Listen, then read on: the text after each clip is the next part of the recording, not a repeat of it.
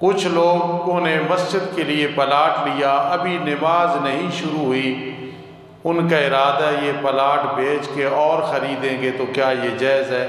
حاجی مسجد کے سپیکر میں گم شدہ چیز کا اعلان کرنا جائز ہے یا نہیں؟ نمازی نماز کے وقت کام میں لگے رہتے ہیں، دکان کھول کے رکھتے ہیں، ان کی کمائی حرام ہے یا کہ نہیں؟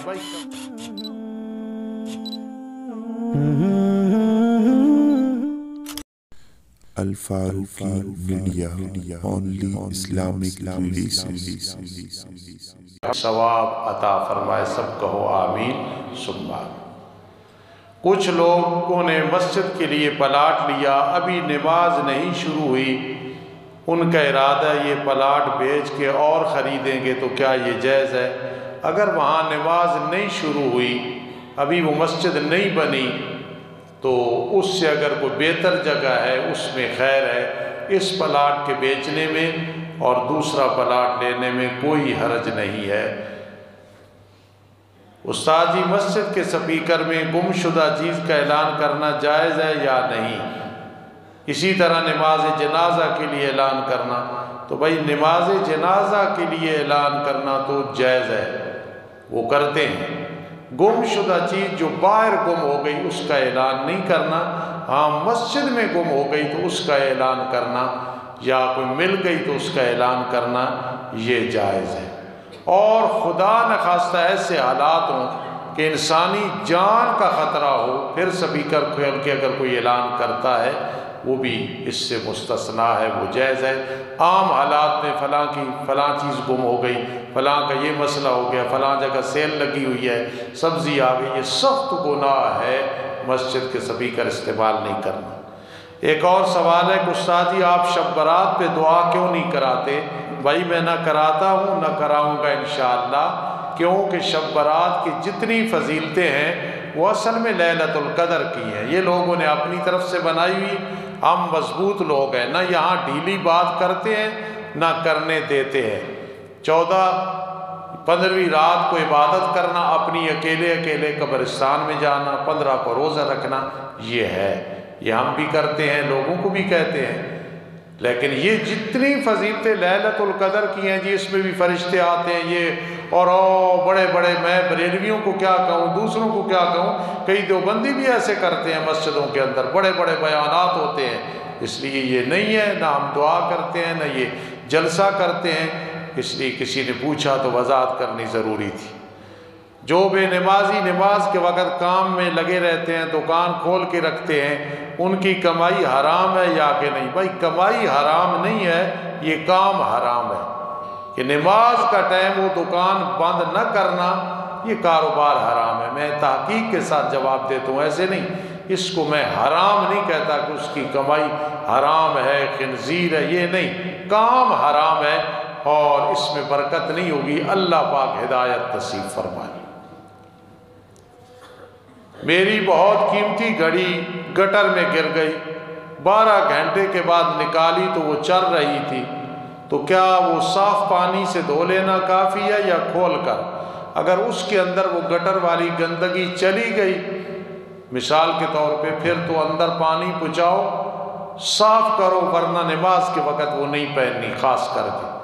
اور اگر اندر وہ واٹر پروف ہے، بالکل اندر پانی گندگی نہیں گئی، باہر سے پانی سے دھو لیا، اب جو ہے کوئی حرج نہیں، نماز میں بھی پہنو، عمرے میں بھی پہنو، جہاں بھی پہنو، اللہ توفیق نصیب فرمائے۔ ایک آدمی اپنے دانتوں پہ سونے چاندی کا یا کسی چیز کا خول چڑھاتا ہے تو کہتے ہیں وضو نہیں ہوتا اور خاص کر غسل نہیں ہوتا۔ بات یہ ہے کہ جب دانت کے اوپر خول چڑھا لیا، مجبوری کی وجہ سے، سونے کا بعض کے اندر بدبو ہوتی ہے، وہ بغیر سونے کے یہ ایک مجبوری ہے، ورنہ شوقیہ طور پہ جو سونے والا خول ہے یا چاندی والا ہے کہ اس کے بغیر عام خول سے کام چل جاتا ہے تو وہ جائز نہیں ہے۔ لیکن جب مجبوری سے یہ لگا لیا، وہ چونکہ دانت کا حصہ بن گیا، اب وضو بھی ہو جائے گا اور غسل بھی ہو جائے گا۔ لیکن شوقیہ جو لوگ کرتے ہیں وہ غلط کرتے ہیں، پھر وضو بھی نہیں ہوگا، پھر غسل بھی نہیں ہوگا۔ اللہ تعالیٰ توفیق نصیب فرمائے۔ ایک آدمی فرض غسل کرتے وقت کلی اور غرارہ بھول گیا، آخر میں یاد آیا، تو کیا وہ اب دوبارہ پورا غسل کرے گا؟ آخر میں جب یاد آیا ابھی کپڑے نہیں پہنے تھے تو اس وقت جلدی جلدی کلی کر لے، غرارے کر لے تو دوبارہ غسل کی ضرورت نہیں ہے۔ اگر بعد میں یاد آیا تو پھر دوبارہ غسل کرنا پڑے گا۔ الحمدللہ رب العالمین والعاقبۃ للمتقین والصلاۃ والسلام علی رسول محمد وآلہ واصحابہ اجمعین۔ اللہ ہمارے خادم، ہمارے خطیب جو ترکی سفر پہ جا رہے ہیں، نیک نیتی سے جا رہے ہیں، اللہ ان کا آنا جانا قبول فرما، جس مقصد کے لیے جا رہے ہیں کامیاب و کامران فرما، اپنی حفاظت فرما اور حفاظت میں یہ آئیں اور جائیں۔ اللہ جو لوگ تعاون کر رہے ہیں یا کریں گے سب کا تعاون قبول فرما۔ اللہ رمضان کا مہینہ آ رہا ہے، تیرے پیارے پیغمبر علیہ السلام شعبان میں بار بار دعا کرتے تھے اللہ ہمیں رمضان میں پہنچا دے، تو اللہ ہم بھی دعا کر رہے ہیں ہمیں رمضان کی سعادت نصیب فرما دے۔ تراویح، سحری، افطاری، صدقہ و خیرات اور رونا اور قرآن پڑھنا اور یہ عبادات کرنا اور خاص کر مدرسے کی خدمت کرنا اللہ ہم سب کو نصیب فرما دے، ماں و بہنوں کو بھی نصیب فرما دے۔ اللہ جو مہنگائی کا طوفان آیا ہوا ہے یقیناً تیرے عذاب ہے، ناراضگی ہے، اپنی رحمت سے اللہ غربا کی مدد فرما، بلکہ عمراء کی مدد فرما، ہر آدمی کی مدد فرما۔ اللہ چھوٹے بڑے جو بیمار ہیں سب کو شفا عطا فرما۔ اللہ جتنے مرحومین مرد و عورت فوت ہو گئے پچھلے سال تھے، اس سال نہیں یا اس سے پہلے، سب کی مغفرت فرما۔ اللہ یہ میرے ساتھی جو دین کی بات بڑی توجہ سے سنتے ہیں، اللہ ہم بھی توجہ سے سناتے ہیں، یہ اپنے دربار میں قبول و منظور فرما دے۔ اے اللہ خاتمہ بالایمان فرما، عذاب قبر سے محفوظ فرما۔ اللہ مسجد مدرسے کا جو کام باقی ہے تعمیری، اس میں آسانیاں پیدا فرما۔ اللہ ہمارا اور نمازیوں کا آپس میں پیار محبت شیطان کی شر سے، حاسدین کے حسد سے محفوظ فرمانا۔ قیامت کی صبح تک اللہ اس ادارے کو رواں دواں رکھنا، اس میں کبھی خزاں نہ آئے، اللہ اس میں ہمیشہ بہارے رہے۔ اللہم اغفر لنا وتب علینا انک انت التواب الرحیم، اللہم اغفر لنا وتب علینا انک انت التواب الرحیم، اللہم استر عیوبنا، اللہم اغفر ذنوبنا۔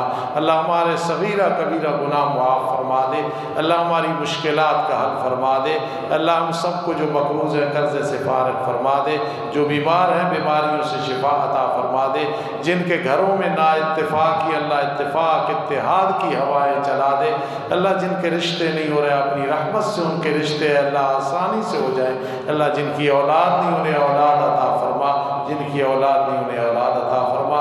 اللہ ہمیں اپنی رحمت کی لپٹ میں لے لے، ہم بڑے نکمے ہیں، گنہگار ہیں، عاجز ہیں، فقیر ہیں۔ اللہم غشنا برحمتک فإنا نخشى من عذابک۔ اللہ اللہ اللہ اللہ، اللہ ہمارے گناہ معاف فرما دے، ہمیں اپنا بنا دے، ہم کچھ بھی نہیں ہیں، اللہ ہمیں آخرت میں کامیاب فرما دینا۔